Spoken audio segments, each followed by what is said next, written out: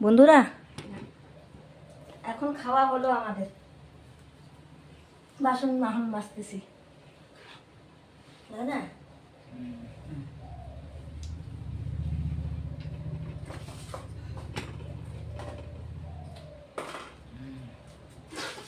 ঠিক আছে না?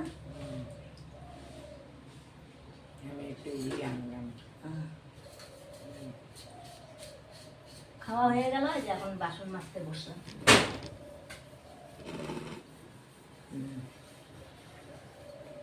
দেরি হয়ে গেল খেতে খেতে, দাদা আস্তে আস্তে 3টা বাজছে।